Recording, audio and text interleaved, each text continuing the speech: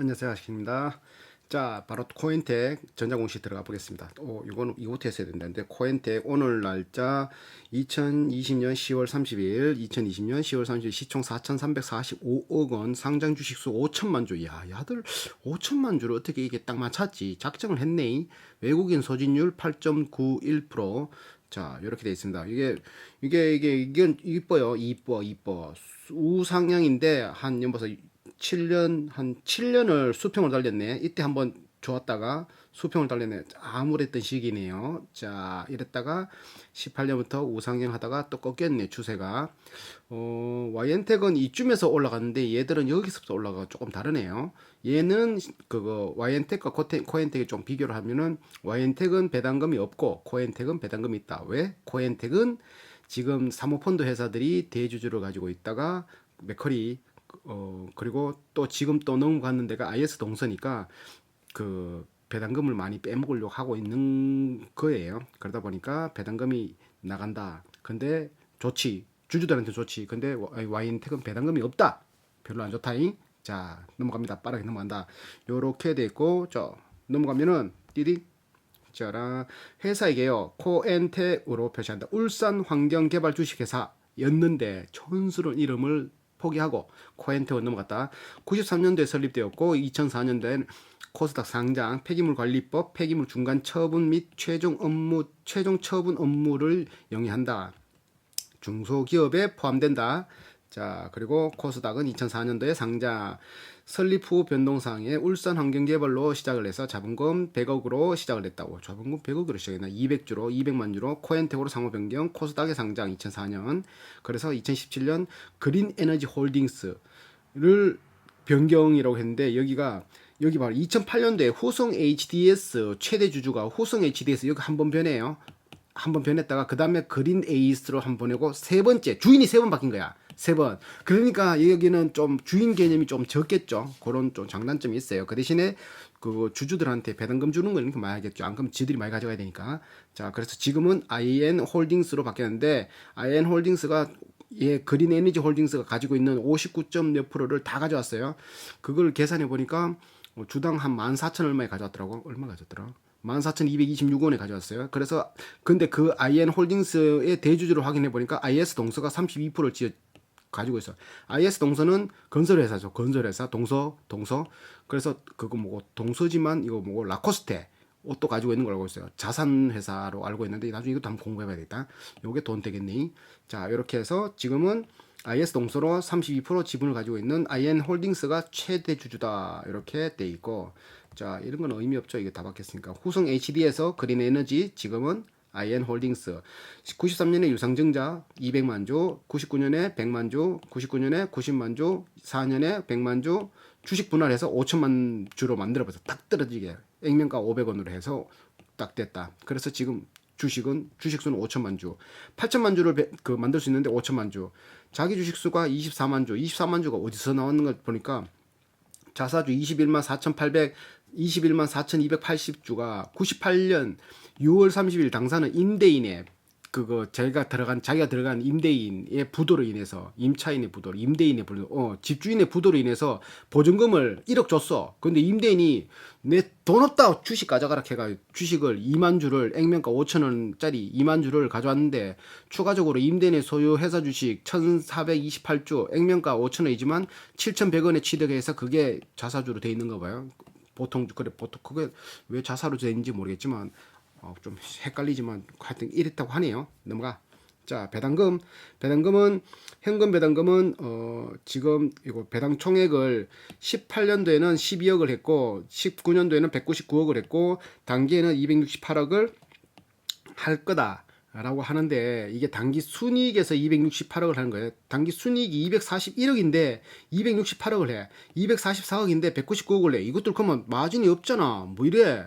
봐봐. 이거 봐봐라. 순이익의 114%를 배당금으로 줘. 순이익의 81%를, 순이익의 7%를. 그러니까 이거는 뭐 장점을 생각하면 우와 많이 준다. 단점을 생각하면 저것들 뭐지? 돈이 번 것보다 더 많이 준다. 왜? 물론 그 이익잉여금에 좀 쌓아놨으면 그거 좀 괜찮겠지만 할 수 있겠죠. 이게 이렇게 할 수 있는 거가 뭐다? 최대 주주가 어떤 거냐에 따라서 이렇게 할 수 있는 거예요. 자기 회사고 그렇게 되면은 자기가 안 받더라도 주주들한테 줄 수도 있지만 얘는 지금 그 기존에는 사모펀드 회사들이 이제 대주주를 가지고 있다 보니까 무조건 자기들은 배당금 받아야지 회사에서 이제 빼먹을 수 있는 건 다 빼먹는 거잖아요. 현금을 가져가는 거니까. 그렇게 생각하시면 돼요. 그리고 현금 배당 성장은 순이익의 80%, 순이익의 7%, 순이익의 114% 이렇게 보시면 되고, 요거 보통주의 뭐 현금 배당 수익률은 주가의 5.4%, 주가의 5.4%, 주가의 0.4%라고 계산하시면 돼요. 통과. 사업 내용. 폐기물은 말 그대로 그거 YNT 다시피 폐기물은 각종 쓰레기, 폐기물 수지, 운반 처리하는 산업활동이고 방사성 폐기물 수지, 운반 처리 활동을 포함한다. 폐기물 산업은 환경 서비스의 한 부분으로 환경자원이용법, 환경설비업 등으로 나누는 광의 환경산업이다. 폐기물 산업은 무해 폐기물, 지정외 폐기물 등이 있고 매립, 소각 등으로 처분하는 시설을 운영하는 산업과 유해 폐기물, 지정 폐기물, 요거는 유해 폐기물은 지정 딱 돼 있어요. 요거는 지정 폐기물. 요런 건 요렇게 해야 돼. 처리 시설을 운영하는 산업활동, 건축 관련 폐기물, 뭐 건물 해체 이런 거, 뭐 리모델링하고 이런 것들 처리 시설을 운영하는 산업활동으로 나눠진다. 또 폐차도 있을 건데, 그거는 무해 폐기물인가? 지정 외 폐기물. 폐차도 이런 것도 있어요. 폐기물 산업은 환경과 굉장히 밀접해 있죠. 환경 서비스업으로 분류되고 환경 자원 이용업으로도 분류될 수 있는데, 환경 설리업 어떤 게 있는 거냐면, 환경 서비스업에는 고용 폐기물 관리, 이제 좀 고체 같은 폐기물, 유해 폐기물, 의료 폐기물, 핵 폐기물 이런 거, 수처리, 물 처리하는 거, 환경 보건, 오염 지역을 이제 조금 더 물리적으로 정화시키는 거, 환경 컨셉 이런 것들이 쫙 있다. 자원 재생, 부산물, 폐기물들을 자원으로 재생해 판매. 그러니까 쓰레기를 가져와 태워서 그걸 열을 발생해서 이렇게 스팀으로 공급하고 이런 것들이 그런 거겠죠. 환경 자원 이용업이겠죠. 환경 설비업은 수처리 설비와 약품, 수처리 설비 제조, 공급, 유지 보수 이런 것들이 있을 수 있다.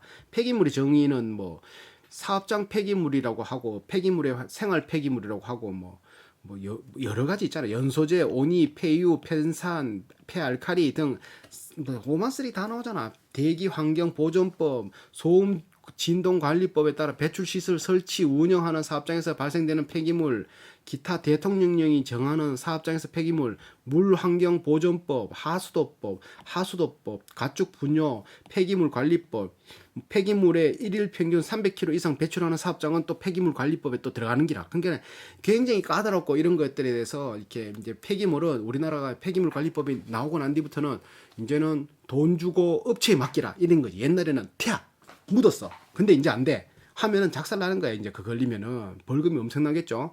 1년에 공사 작업 동안 폐기물 5톤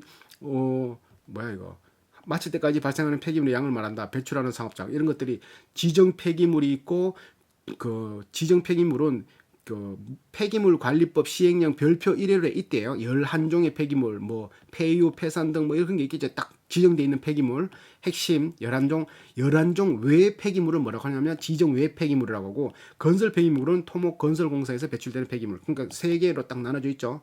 자, 80년대 이전에는 그냥 묻었어.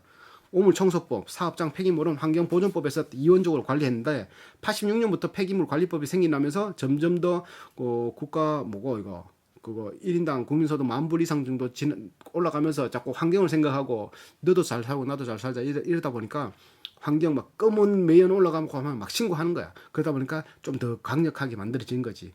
그러다 보니까 환경 산업이 공공재적인 특성이 굉장히 강하고 인위적인 시장 창출 산업의 성격이 강하다. 이게 사람을 많이 쓰고 이런 것들이 이렇게 사람이 일단 수거할 땐 사람이 다 가지고 와야 되잖아. 그러니까 사람을 많이 써야 되는 그 직업군 중에 하나고, 그리고 기술 중시업 복합산업이다. 기계, 화학, 전기, 전자 등 다양한 응용 기술이 복합되어 있다. 태우는 거, 또 그것도 전기로 막 전기 먼지 날리는 거, 뭐 그런 것들 이런 게 다양한 복합이 있다. 환경산업은 다양한 현장 대응 산업이다. 뭐 환경 오염의 발생 과정, 오염물질 특성, 처리 방법에 따라 오염 방지 시설에 맞춰 설계되는 주문자 생산 방지 특성이 있다. 동반 성장 산업이다. 이 동반 성장은 이게 경기가 좋아가지고 공장이 팽팽 돌면은 쓰레기가 많이 나오고, 경기가 안 좋아서 공장이 팽팽 안 돌면 쓰레기가 덜 나오고 많이 나오고 뿐이지 안 나올 수는 없다. 멋지다잉. 똥 말했잖아. 화장실 많이 싸고 덜 쌀 수는 있지만 안 쌀 수는 없다고. 무조건 치워야 된다고. 화장실은 환경산업은 민원 대상 사업이다. 그러니까 우리 동네 못 들어와 이렇게 막을 수 있으니까 미리미리 선점하고 미리미리 할 수밖에 없다. 엄격한 규제가 있다. 기술력이 높은 정치적 의사와 그에 따른 기술력이 높은 시장 창출, 해외 시장 개척에 시야를 넓은 산업 육성이 유럽 기업의 세계적 우위성이 뒷받침하고 있다. 이런 것들은 쉽게 말해서 기술이 조금 불태우는 기술이나 이런 것들을 조금 더 압력을 높게 뭐 이런 식으로 해가 환경을 더 깨끗하는 기술이 있으면 그 기술을 그 기계나 이런 것들을 수출할 수 있는 거지. 그런 말이죠. 자원재생 분야가 가장 큰 시장을 형성하고 있고 고용 및 폐기물 관리, 수처리 용역, 수처리 설비, 대기오염 방지 시설 시장이 형성되고 있다. 이렇게 하고 있어요. 자 보면 생활 폐기물이 점점 불어나고 있는 거죠. 이렇게 숫자가 지정 폐기물도 12,000톤에서 15,000톤으로 건설 폐기물이 18만 톤에서 20만 톤으로 35만 톤에서 39만 톤으로 이렇게 계속 불어났다는 말이에요. 14년부터 19년까지 불어날 수밖에 없지. 계속 회사가 커진 게 아니고 우리나라 GDP가 계속 커지다 보니까 공장도 계속 커지다 보니까 많이 나오는 거지. 극하는 사람이 있거든. 아 자꾸 세금 자꾸 불어난다. 지가 많이 버니까 세금 많이 내는 기라 맞지. 작년에는 1,000만 원 벌는데 올해 2,000만 원 벌는데 세금 많다고는 막 안 되잖아. 많이 벌었으니까 많이 내는 거지. 번 만큼 내는 거잖아. 세금이 없는데 내락하나 맞지? 아닌가? 맞다니까. 자 봐라. 사업장 폐기물 처리하는 방법. 재활용. 그러니까 재활용이 있고 10 매립 있고 소각인데 소각이 단위 같은 양에 비해서 돈이 제일 잘 돼. 매립은 좀 싸고 재활용도 많이 되겠죠. 재활용을 해야 되니까. 자. 폐기물 주처리 처리 상황. 폐기업체가 재활용이 한 88%, 자가처리업체가 10% 정도, 자치단체에서 한 1.6% 정도를 처리한다. 처리업체가 이거 뭐야 톤이야 톤. 일 관리 처리할 수 있는 게 34만 톤이래. 18년도에는 14년도에는 30만 톤에서 34만 톤 10%밖에 안 올랐나. 처리업체, 자가업체 별로 안 올랐네. 산업전망 산업전망 이거는 뭐 필요 없어. 경기가 잘 돌아가면 잘 돌아가서 해야 되고 또 안 들어가면 또 그러고 또 이거 폐기물은 셧다운제가 있어가지고 정기 보수 기간이 있어가지고 대청소하듯이 집 대청소하면 한 번씩 쓰레기 많이 나오잖아. 공단 지역도 한 번씩 대청소하는 모양이라 1년에. 그러면 그때는 한 10% 정도 그거 뭐고 성수기 대목이 언제 너들 대청소하노 청소하노 하면 언제 한다 그러면 5일에 보너스 받는 날이겠지. 휴가철은 좀 감소 안 돌아가니까. 경쟁 요소는 폐기물의 위탁, 수탁 맡기고 직접 가져오고 맞지? 수탁은 직접 가져오고 위탁은 맡기는 건가? 헷갈린다 이거.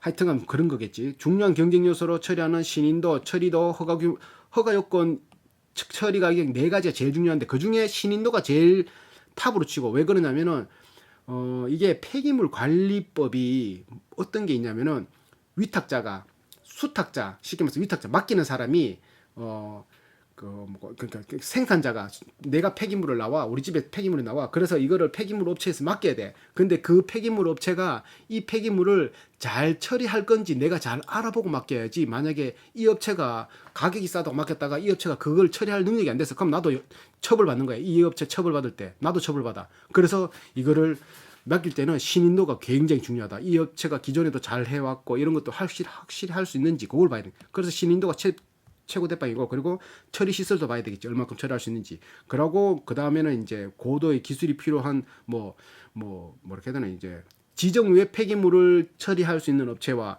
지정 폐기물을 처리할 수 있는 업체인데 지정 외 폐기물을 지정 폐기물의 업체한테 갖다 주면 처리 못 하잖아. 그러니까 그런 거 잘 구분해서 해야 된다. 그런 것들도 고려 요소가 되고 그리고 처리 능력과 신인도도 중요하지만 가격도 뭐 조금 중요시한다. 가격은 공제 경쟁 입찰이나 수주와 이런 데서 많이 자원하지만 그래도 첫째도 신인도고 처리 능력이다. 왜? 아까 말했다시피 괜히 싼 데도 맡겼다가 걔네들이 처리 잘못해가지고 이상한 데도 해버리면 자기도 처벌받는다니까.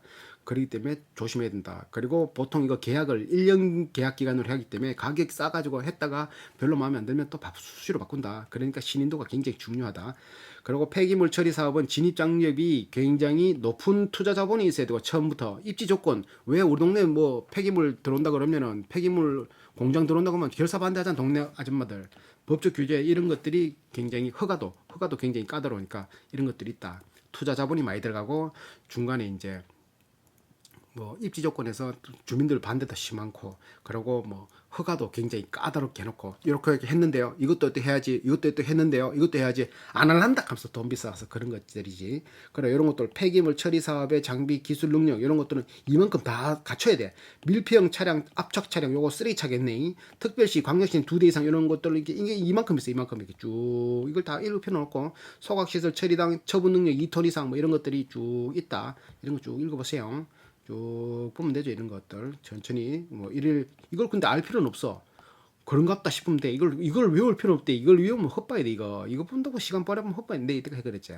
이래가 다시 비교적 당사는 코엔텍은 우수한 처리 시설과 운영 기술 노하우가 있다. 뭐 독일 BP사의 로타리 킬 방식의 300톤 처리 능력, 뭐 전처리 운영 기술 이건 다 그냥 말하는 거고 다 다른 공장 다 있겠지.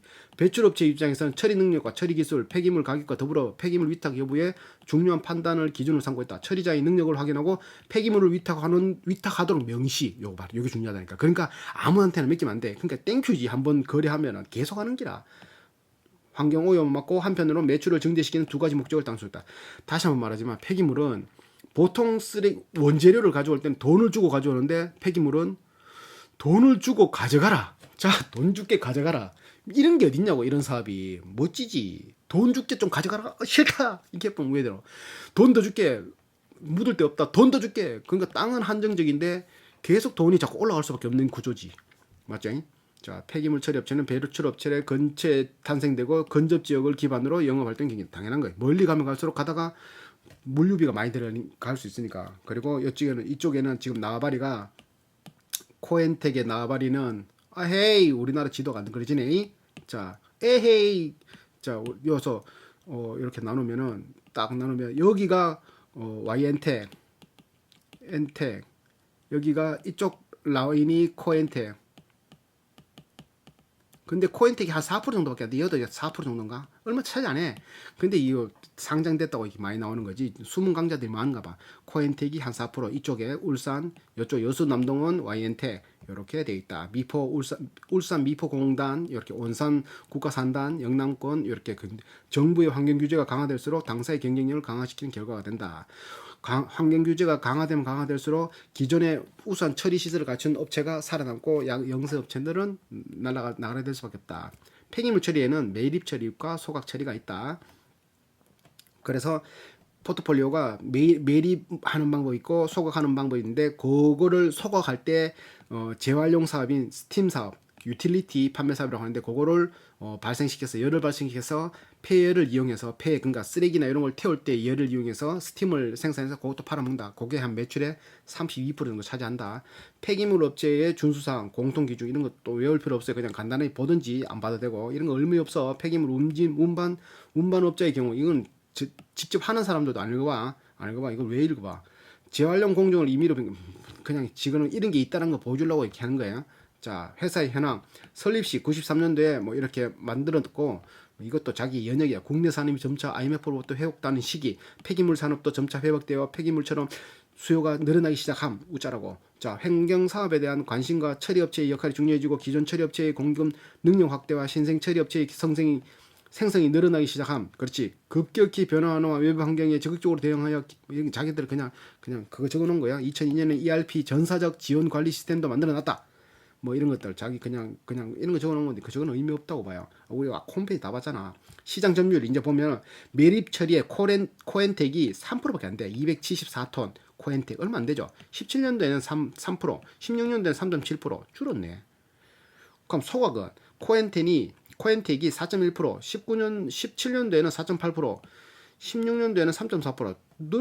17년도가 최고 높았네. 맞네. 시장 100% 중에 4%밖에 안 돼. 작아. 다 고만고만하겠지. 이건 뭐야? 9.3%. 이건 뭐야? 소각 처리.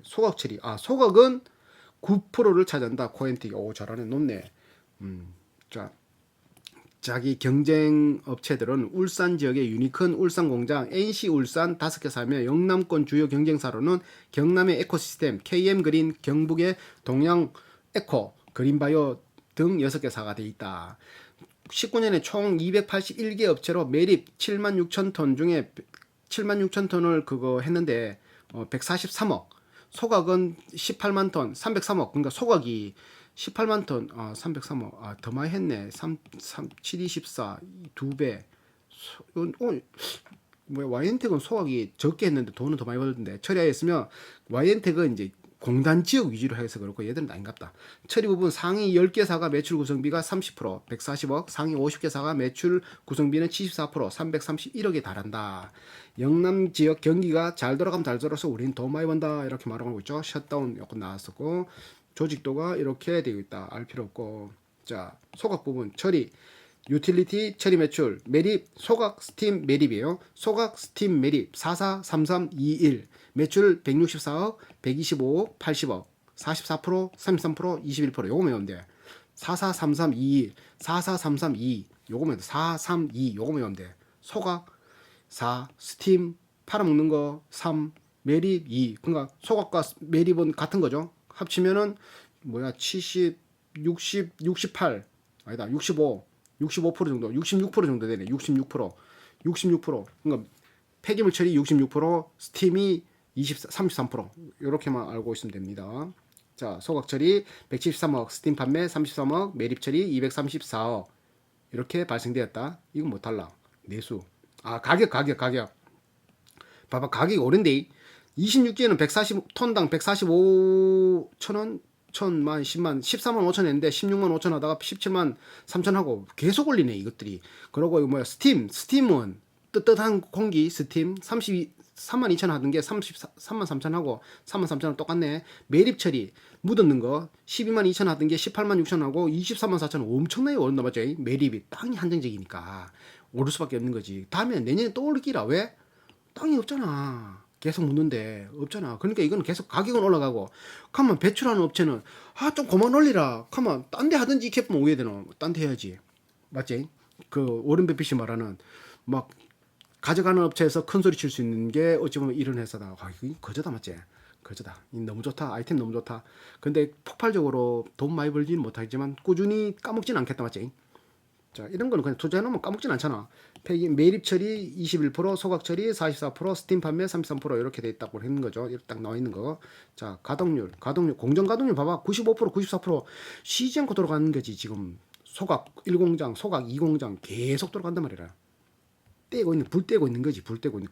자가 소유, 내가 소유하고 있는 게 소각 시설 271억, 본사, 기계장치, 차량 문방구 91억. 그리고 기과 비품 79억, 기계장치 23억, 7억. 아니다. 7,900만 원, 9,100만 원. 쏘리. 기계장치 건설 중인 자산 23억. 이런 것들이 있다. 매출 소각 부분 이거 나왔던 건데 164억. 처리 매출 유틸리티 가스 따뜻한 김 팔아 가지고 125억. 매립 처리해서 79억. 합쳐서 370억의 매출을 반기에 발생시켰다. 370억인데 곱하기 2만 하더라도 700억 넘죠. 작년보다 매출 뛰어넘죠. 그렇게 보시면 된다.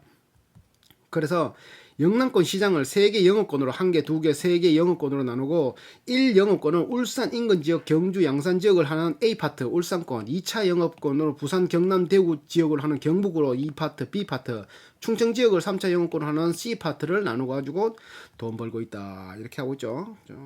그 판매 결과 3자 계약에 의해서 이루어진다. 그러니까 배출처와 직접적으로 배출하는 업체와 직접 다이다이 해서 하는 경우가 있고 또 그거를 운반만 하는 또 회사도 있을 거잖아. 운반 회사하고 우리하고 또 하는 업체 이런 두 가지 경우가 있다.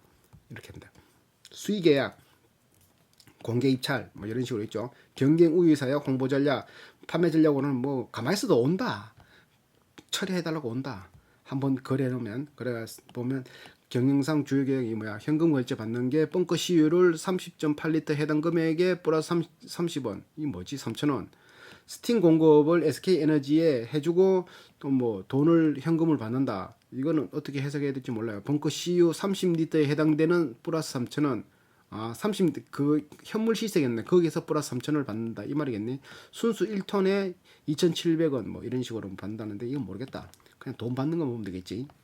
자, 그러면 이거 뭐고 신용등급 한국 기업 데이터 평가가 A 플러스를 수시로 1년에 한 번씩 했다. 그리고 여기는 말하는 2020년 6월 4일 날 ENF 프라이빗 에코티에 양도했다. 어떤 거 2,800만 640 2,964만 2,807주를 IS 동서가 아니고 이 회사가 ENF 프라이빗 이 샀다. ENF 프라이빗 에코티가 대주주는 IS 동서다. 그래서 IS 동서가 이 회사를 샀다. 이 말이겠죠. 종속 회사다 보면 되죠. 재무는 2%.